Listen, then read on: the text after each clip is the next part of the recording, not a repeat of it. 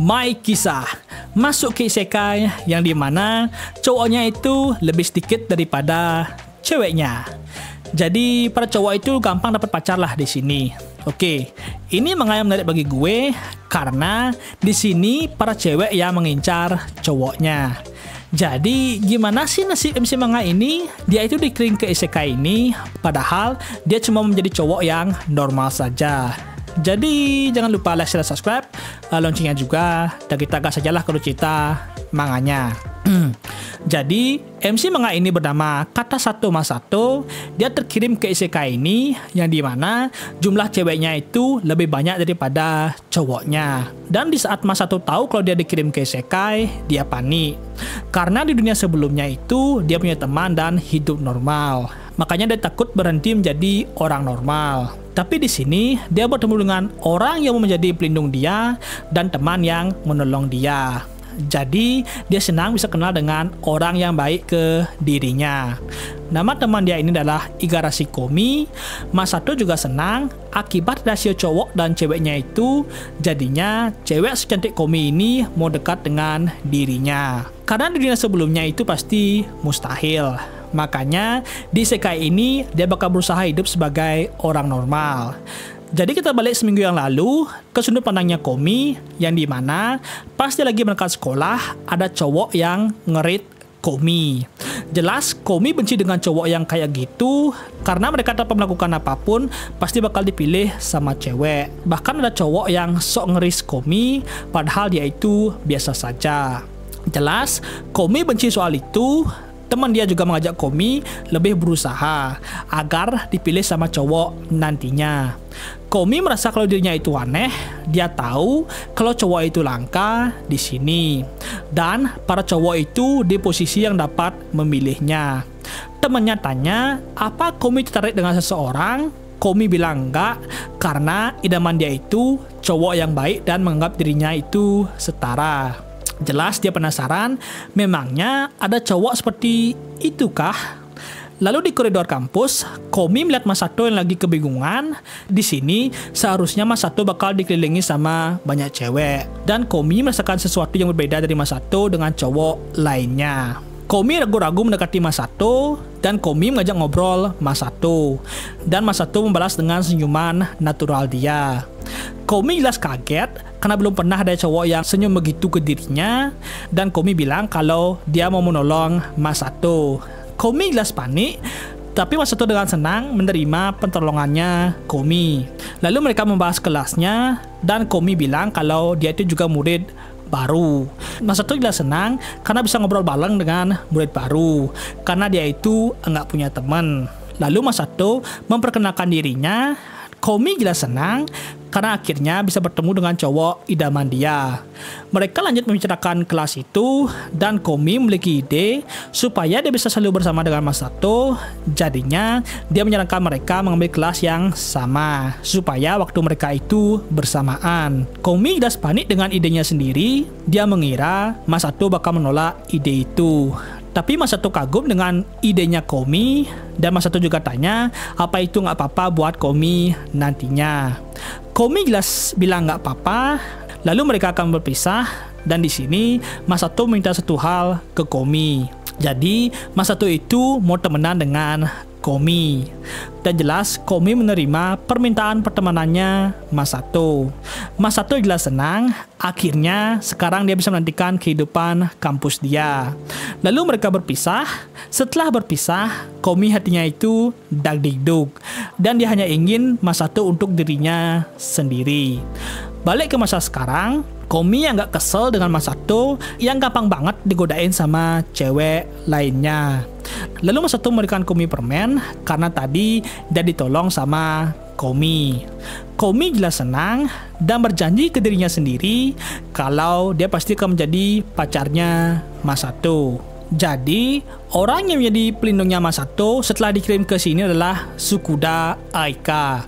Dan Aika menyuruh Masato kerja nanti jam 6 sore. Jadi bagi Masato, Aika adalah malaikat penyelamat bagi dia. BTW, Aika itu sebenarnya sudah menikah tapi nggak bersama suaminya lagi. Mereka mulai ngobrol sebentar, dan Aika bilangin ke Masato untuk jaga-jaga dengan cewek yang sok dekat ke dia. Masato juga sadar kalau dari sudut pandang dunia ini, Masato itu seperti cewek yang gak peduli sekitarnya. Di kelas, Masato duduk di sebelahnya Komi, dan Komi mengajak Masato makan malam bersama nanti. Tapi Masato bilang nanti malam dia ada kerjaan. Jadi mereka merencanakannya hari Senin saja. Komi jelas senang dan Masato jelas tersipu malu juga. Masato juga merenung kalau di dunia sebelumnya itu dia pasti nggak bakal bisa dekat dengan Komi. Masato juga khawatir soal temannya Komi. Jadi dia tanya, apa Komi nggak masalah kalau nggak main sama temannya lagi? Komi bilang nggak apa-apa. Jadi Masato bilang kalau dia itu sudah terbiasa ngambil kelasnya dan bisa pergi sendiri kok. Tapi Komi bertanya, kenapa ke Masato? Ih, takutnya. Masato juga sadar, meskipun Komi tersenyum, tapi kok dia merasa ketakutan ya? Jadi ke sudut pandangnya Komi, sebelum Masato masuk ke kelasnya, dan Komi sudah menyiapkan tempat duduk untuk Masato. Jadi setelah sebulan mereka bertemu, Komi masih saja mengagumi Masato yang sangat baik itu. Dan itu yang membuat Komi khawatir. Bagaimana kalau Masato diambil sama orang lain nantinya? Makanya dia harus melindungi Masato supaya suatu hari nanti dia akan menjadi pacarnya Masato. Dan pas Masato datang tadi, Komi membuat rencana supaya bisa ngedit dengan Masato. Makanya Masato diajak makan malam bersamanya. Lalu kita ke saat Masato tanya ke Komi tentang teman dia. Dan di pikirannya Komi, Masato itu sudah nggak mau dekat lagi dengan dirinya. Makanya mukanya tadi itu begitu. Di pikirannya Komi, dia hanya mau berada di sebelahnya Masato dan nggak mau ditinggalkan sama Masato. Lalu Masato balas, dia bersyukur bisa bersama dengan cewek secantik Komi, apalagi dia itu tidak punya teman. Komi jelas malu dipanggil cewek cantik sama Masato. Setelah kelas selesai, temannya Komi datang dan tahu kalau Komi itu jatuh cinta. Jadinya, dia mau dikenalkan sama cowok yang membuat Komi itu jatuh cinta. Tapi Komi bilang enggak bisa memperkenalkannya ke dia karena dia tidak akan memberikan Masato ke orang lain. Temannya bilang nggak apa-apa dan memberikan semangat ke Komi. Jadi setelah Komi jatuh cinta dengan Masato, hidup dia itu makin cerah. Tapi ketika ada cewek lain yang mendekati Masato, itu membuat perasaan gelap dalam dirinya itu keluar. Dan berpikir kalau dia itu tidak cukup untuk Masato. Dan tanpa Komi sadari, dia adalah orang yang gampang cemburu. Lalu suatu hari, Masato lagi bermain basketball sendirian.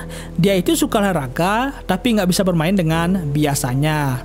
Komi juga melarang Masato masuk ke klub, jadinya dia cuma bisa olahraga sendirian. Tapi sekarang berbeda. Lalu ada anak cewek yang datang dan berjanji nggak akan kalah hari ini. Anak ini bernama Maeda Yuka, dia itu murid SMP.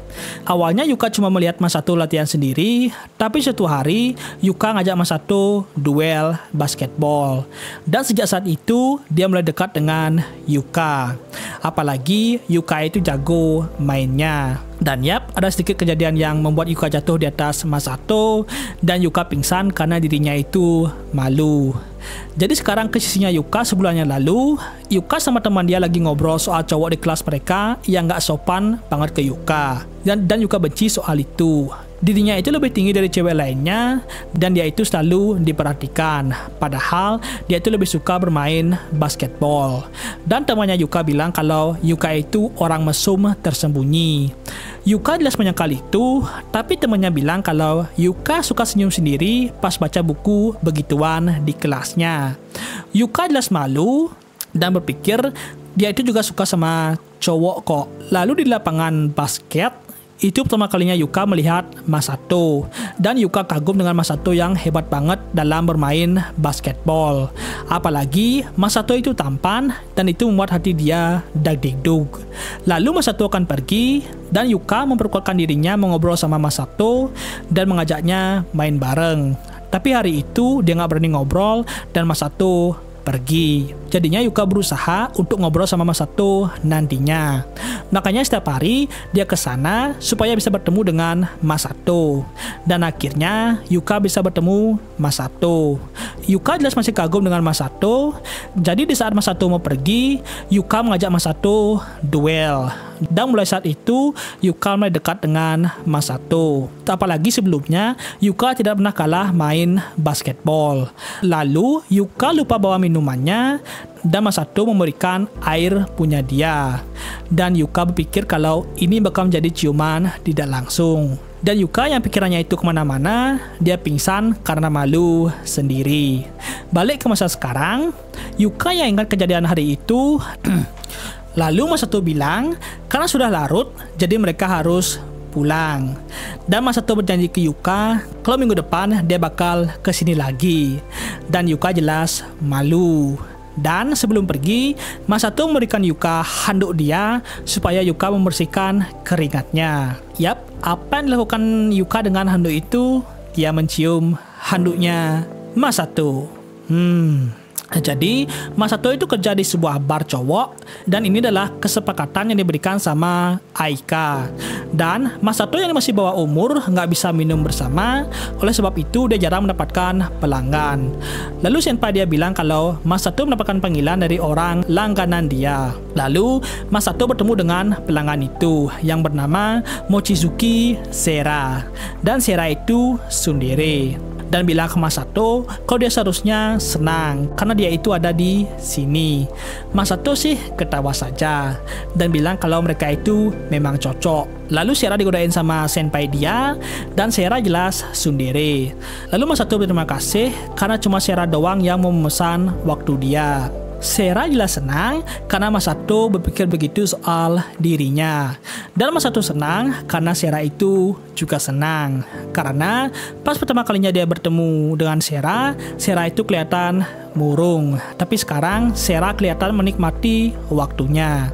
Dan di pikirannya Sera, dia itu senang. Karena malaikatnya, dia bisa terus hidup. Oke, sekarang ke sudut pandangnya Sera sebulan yang lalu di kantornya. Atasan dia itu menjelekkan Sera yang gak punya cowok. Jadi rekan kerja dia juga mendengar rumor tentang itu. Jadi pas kuliah, pacar Sera itu sudah punya 2 pacar lagi dan langsung membuang Sera. Dan Sera itu menyalahkan dirinya sendiri. Jadi setelah itu dia selalu sendirian. Bahkan sekarang dia nggak cemburu lagi dengan foto pasangan di Instagram. Karena hidup dia itu begitu saja. Tapi suatu hari, senpai dia mengajak Sera pergi ke bar cowok. Sera jelas agak ragu, tapi dengan permintaan senpainya, Sera mau ikut. Di sana Sera kaget karena dia bisa melihat sisi Miki senpai yang sangat berbeda di kantornya. Sera jelas kagum dengan ketampanan para cowok di sana, tapi Sera masih ragu dengan cowok di situ. Sera juga sadar kalau pikirannya itu jelek banget belakangan ini. Lalu Masato muncul dan Sera kagum melihat Masato. Lalu mereka mulai ngobrol. Di pikirannya Sera, dia memuji Masato, tapi dia itu juga masih curiga. Tapi dia menenangkan pikirannya karena di sini dia mau bersenang-senang. Dan dia mulai minum dan menjelekkan bos dia. Sera mulai merasa bodoh ke dirinya sendiri karena percaya dengan mantan dia. Tapi Masato bilang kalau dia benci cowok seperti mantan itu. Sera jelas heran kenapa Masato bisa memiliki pikiran seperti itu. Masato bilang kalau dirinya sendiri pasti senang bisa bersama Sera. Dan saat itu Sera merasakan perubahan dalam dirinya. Dan mulai saat itu dia terus memikirkan Masato dan menganggap Masato sebagai malaikatnya. Dan dia tidak bisa hidup lagi tanpa Masato. Balik ke masa sekarang, Miki mengajak Sera pergi, tapi Sera seperti malu digodain sama Miki. Dan Masato minta Sera datang lagi minggu depan. Dan Sera bilang kalau Masato tidak boleh mengambil permintaan orang lain. Masato bilang, oke. Sera jelas senang dengan perkataannya Masato. Di perjalanan pulang, Miki makin menggoda Sera dan mengajaknya minum lagi di tempat lain. Dan Sera akhirnya bisa merasa senang dengan hidup dia. Lalu mereka bersenang-senang sampai larut malam dan Sera melihat Masato pulang. Lalu Sera mengikuti Masato. Sera itu sadar kalau ini salah dan Sera mengikuti Masato sampai ke depan rumahnya. Sera mulai mencatat lokasi rumahnya Masato. Dia tahu kalau ini salah, Tapi ketika dia mendengar Masato yang lagi mandi, dan bagi Sera, meskipun Masato ada di sebelah dinding ini saja, sudah membuat dia bahagia. Karena dia sudah rusak. Karena perasaan dia ini tidak bisa dihentikan lagi. Dan Sera merekam Masato yang lagi mandi. Lalu suatu hari, Masato menerima barang dari panti asuhannya. Di pikirannya Masato, ada yang sama dan ada yang berbeda dari dunia ini. Kalau dirinya ini juga tinggal di panti asuhan, makanya dia berpikir kalau Masato di dunia ini pindah ke tempat dia juga. Aika jelas khawatir ke Masato, dan Masato senang bisa dilindungi sama Aika. Dan Aika menyuruh Masato bersenang-senang dengan kehidupan kampusnya. Dan Masato sadar dia itu hampir terlambat. Lalu ke Komi yang lagi bersiap-siap untuk date dia dengan Masato. Pas bertemu, Masato jelas bilang kalau Komi itu imut, dan Komi jelas senang dibilang imut sama Masato. Dan sekarang mereka lagi nonton film. Komi jelas mau memegang tangannya Masato, tapi dia ketakutan kalau Masato bakal menolak dia. Tapi dia mau sedikit saja memegang tangan Masato. Dan yap, cuma kelingkingnya doang kok. Dan itu sudah cukup bagi Komi. Setelah itu, Masato senang dengan film yang jarang dia tonton, dan dia mau kalau diajak menonton film lagi sama Komi. Komi jelas senang dan berjanji ke dirinya sendiri kalau suatu hari dia akan pegangan tangan dengan Masato. Besoknya, Komi ngobrol bersama Mizuho, teman dia, dan Mizuho jelas membahas soal percintaan. Dan katanya, dia itu juga sudah dekat dengan cowok di klub dia. Dan sekarang dia mau menembak cowok itu. Komi merenung karena Mizuho selalu saja ditolak sejak SMA, dan dia berharap Mizuho kali ini berhasil. Tapi Komi itu merasakan sesuatu yang aneh dengan cowok itu. Dan singkatnya saja, Komi mendengar kalau Mizuho itu ditolak, dan Mizuho cuma bisa minta maaf. Komi yang mendengar itu jelas emosi parah ke cowok itu, dan seharusnya itu direkam saja. Tapi Mizuho datang dengan sikapnya yang santai saja, tapi Komi merasa sedih ke Mizuho. Dan Mizuho keluar untuk menenangkan pikirannya. Komi jelas tahu kalau Mizuho itu berbohong, dan Komi mau Mizuho bahagia. Di kelas, Komi duduk di sebelahnya Masato. Masato jelas tanya apa ada masalah. Jadi Komi memberitahu Masato. Masato jelas kesal dengan cowok itu juga. Komi merasa bersalah karena tidak bisa menolong Mizuho. Tapi Masato bilang mereka memang nggak bisa melakukan apapun. Komi jelas paham dan mau Mizuho bahagia juga. Karena Mizuho itu orang yang penting bagi dirinya. Lalu ke Mizuho yang lagi berjalan, dan dia itu terjatuh, tapi dia ditolong sama seseorang cowok. Siapa itu? Jadi untuk alur manganya itu sampai sini saya dulu. Dan untuk part berikutnya itu bakal gue jadikan satu video saja supaya cuan. Dan untuk komentar gue soal manganya ini nanti saja ya pas satu video itu. Tapi jangan lupa like, share, subscribe, loncengnya juga, dan sampai jumpa di video berikutnya. Bye bye, Bakakers. Suara gue serak.